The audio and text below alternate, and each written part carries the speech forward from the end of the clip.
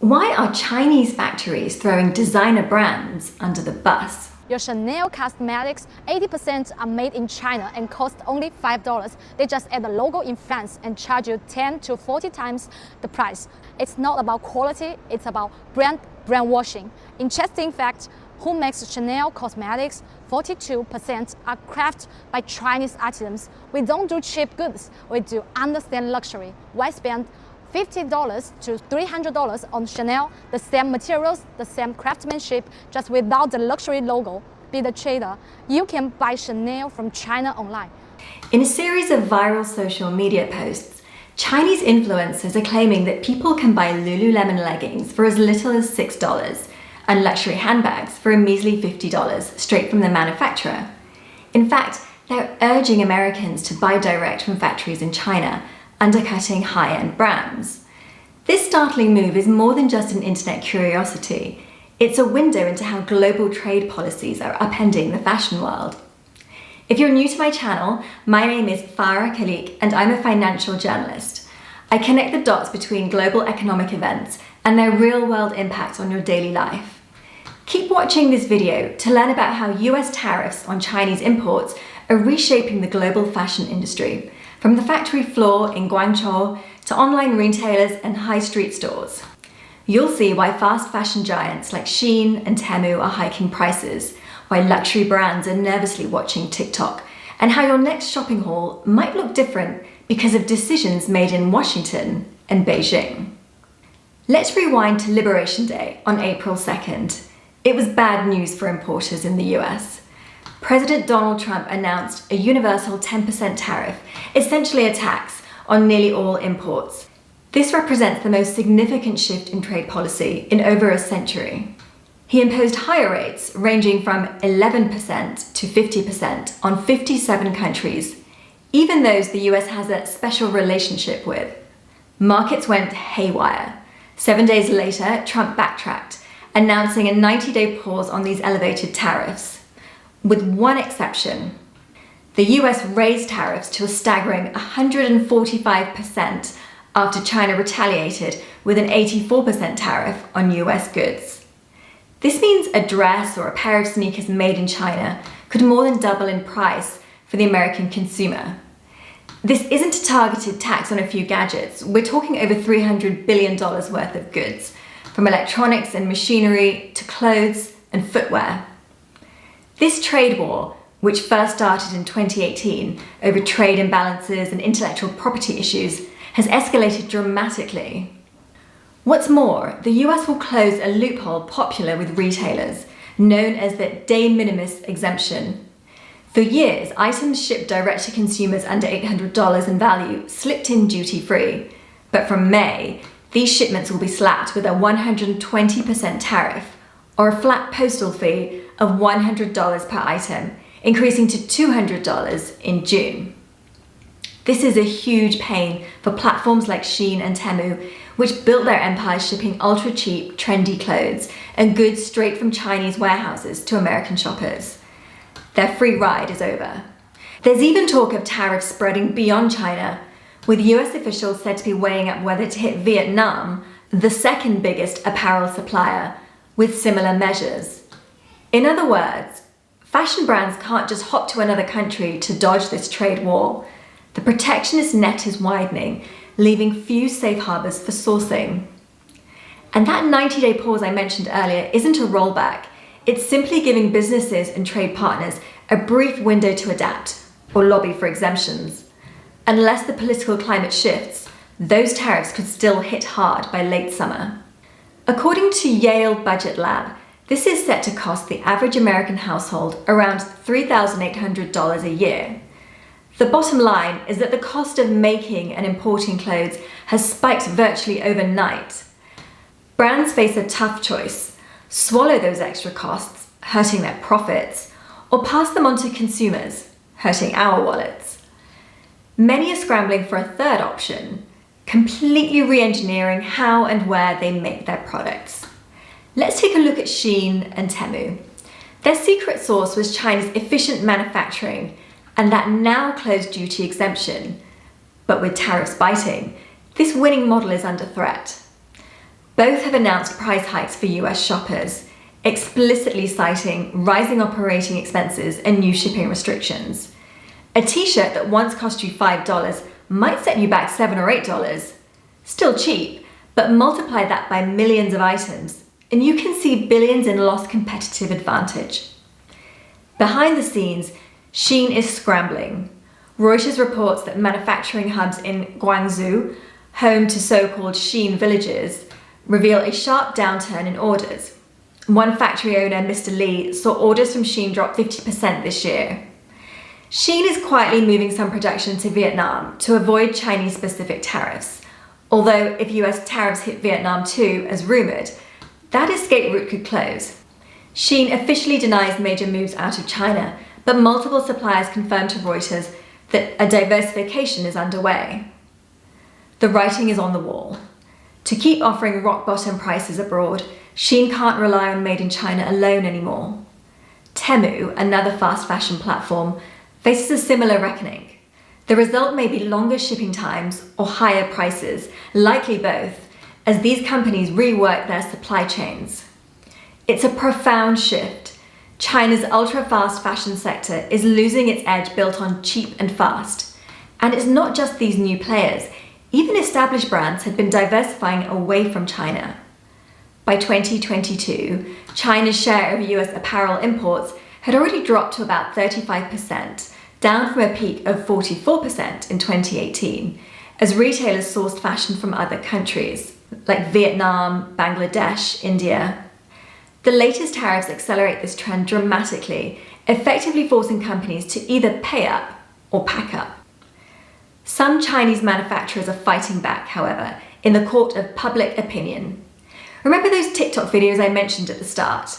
In one viral clip, a purported supplier offers $100 Lululemon leggings for $5, held up next to stacks of identical-looking leggings. The aim of these videos is clear. Convince shoppers that they can get the same goods straight from China for pennies on the dollar. It's a bold pitch, tapping into consumer frustration.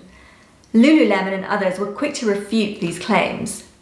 The athleisure brand confirmed that 2 factories named in a viral TikTok weren't on their approved supplier list at all. But counterfeit or not, these posts are getting millions of views, with accounts blowing up overnight. American consumers wouldn't bother hunting down these factory deals if tariffs weren't making goods dramatically pricier.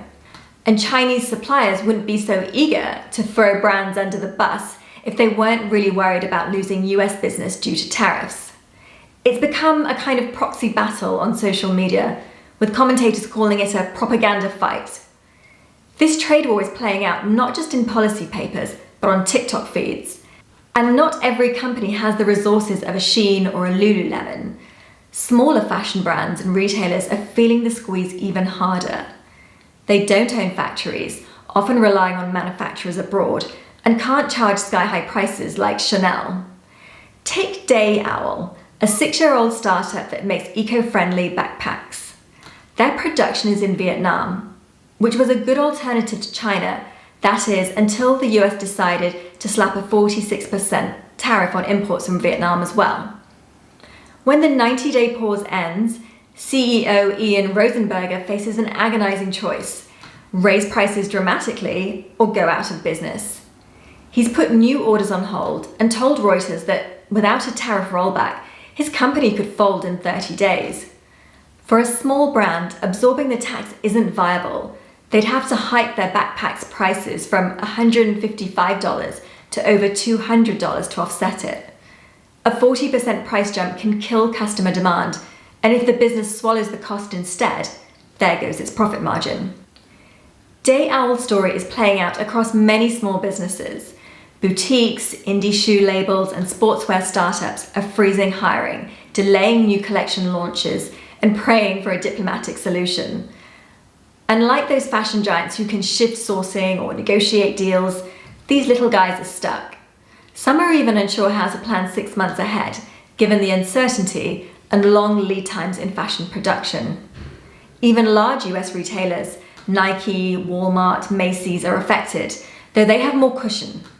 They've warned that sustained tariffs could force price increases or cuts in their own costs, which translates to layoffs or lower quality materials.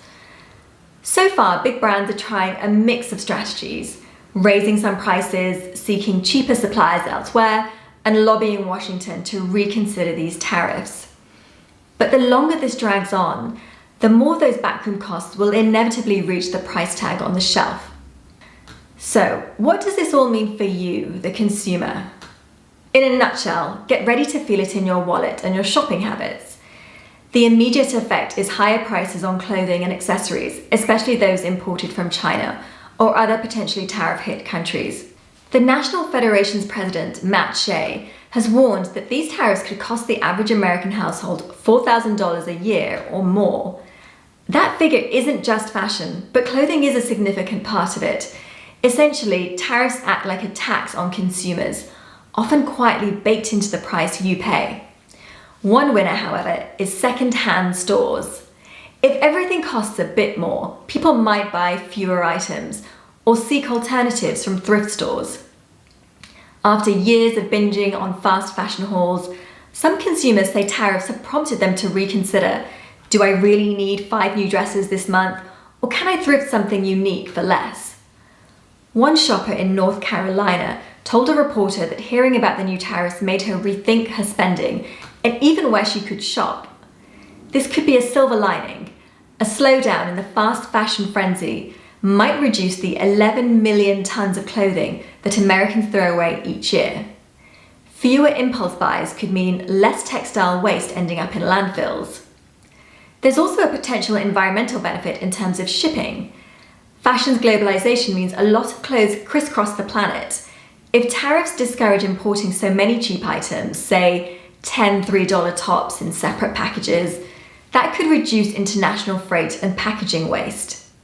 Emily Porro, author of the Climate Positive newsletter, pointed out that fewer cargo trips would reduce carbon emissions, even if just slightly. In early 2020, we saw emissions dip when global trade briefly slowed during the pandemic.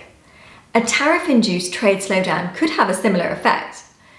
Consuming a bit less could be greener, an unintended consequence from a president who famously called climate change a hoax. If brands pulled some production from China, certain styles or products might become less available in the short term. For instance, some niche electronics or specialty fabrics that were mainly made in China could face supply disruptions, leading to stock shortages or longer wait times for restocks. This risks a surge in counterfeits and knockoffs. If official products get pricier, the appeal of a straight-from-the-manufacturer online deal grows. Shoppers will have to stay savvy, though, to avoid scams. For most consumers, however, the change may be gradual. You might notice your favorite brand quietly raising its prices this season, or that discount codes aren't as generous as before. Over a year, your clothing budget just doesn't stretch as far. It's essentially a hidden cost of geopolitical warfare making its way into your closet. But consumers aren't powerless. Some are prioritizing quality over quantity, investing in staple pieces that last longer instead of lots of disposable fashion. In that sense, this could accelerate a shift towards a more sustainable shopping mindset, one that environmental advocates have been urging for years. The big question is, where do we go from here? Are these tariffs the new normal for fashion, or a temporary storm? Regina Frey, professor of sustainable and circular systems, told CNN, if China stopped producing, our shops would be empty. That's how deeply intertwined China is with global fashion.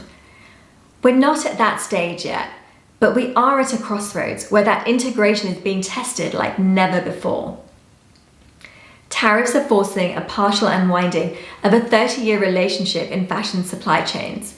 It won't happen overnight, and it won't happen completely because China is too big to fully sideline. But even a partial shift is disruptive. And at the moment, neither Washington nor Beijing looks ready to blink. These tariffs could stay in place for months or years if no trade agreement is reached. The fashion industry must learn to live in a high tariff world. This means spreading out their manufacturing, putting up prices, and lobbying politicians for relief. For consumers, it means thinking twice about our spending and budgeting more for goods like clothes, shoes, and electronics. So, are tariffs the villain or an unlikely catalyst for good? Do you think they are inflicting unnecessary pain in the form of higher costs and uncertainty, or compelling an industry known for excess to become more efficient and perhaps more thoughtful? Tell me what you think, and stay tuned for more explorations of how the biggest shifts in business and finance affect you. And if you found this useful, don't forget to like and subscribe for more insights. See you next time.